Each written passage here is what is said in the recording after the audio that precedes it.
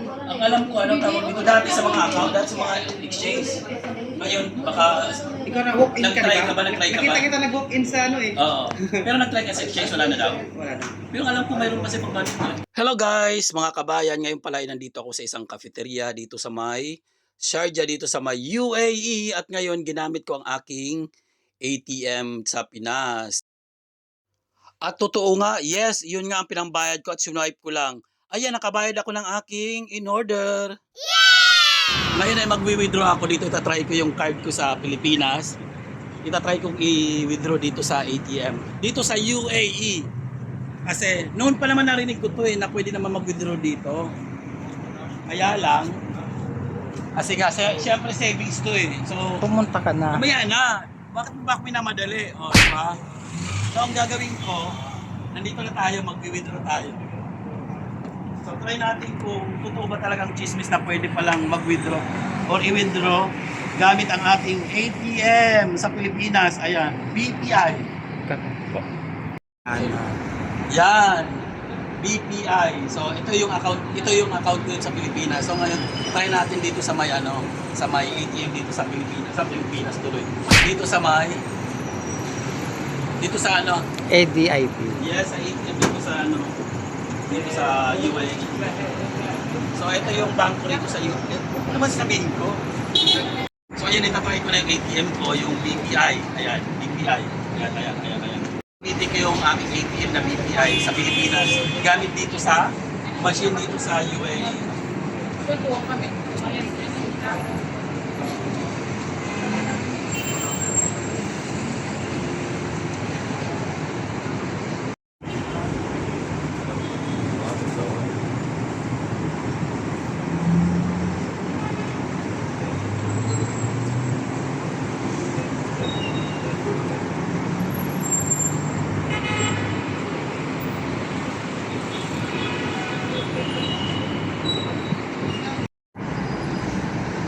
Walang tagal. Please re-enter daw. Incorrect yung pin mo. Puta ka. Hanggang 3 lang yan. Pag 2, wag na. Hayaan mo na.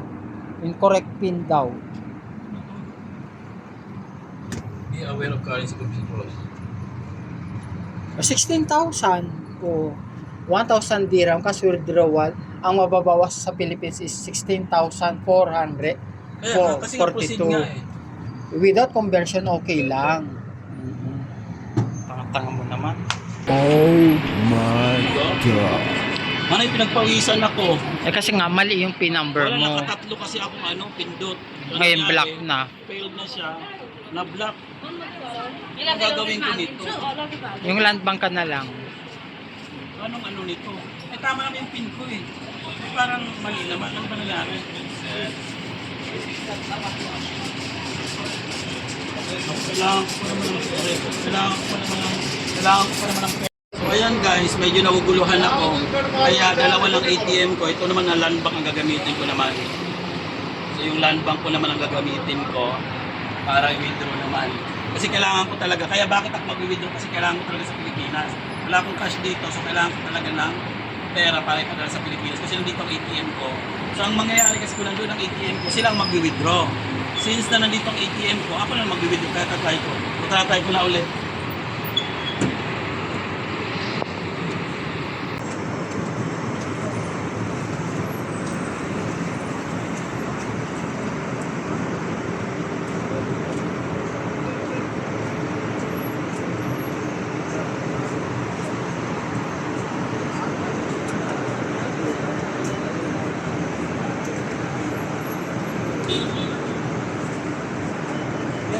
So ayan, pasok. Tama yung ko. Tama yung account, yung ko rito, pin number. So nagkamali lang talaga ako doon sa BPI ko. Gamit ang aking Land bank. land bank. So ayan. Land bank sa Pilipinas. Ginamit ko rito sa ATM dito sa UAE. So okay yung land bank, pwede ka pala makapag-withdraw dito.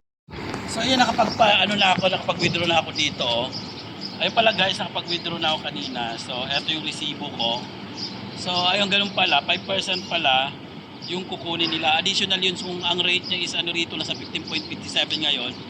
ang rate dito is nasa 16.42 something. So parang 5% lang ang idadagdag doon sa rate sa atin.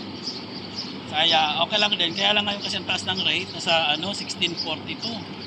Diyos ko, ang laki.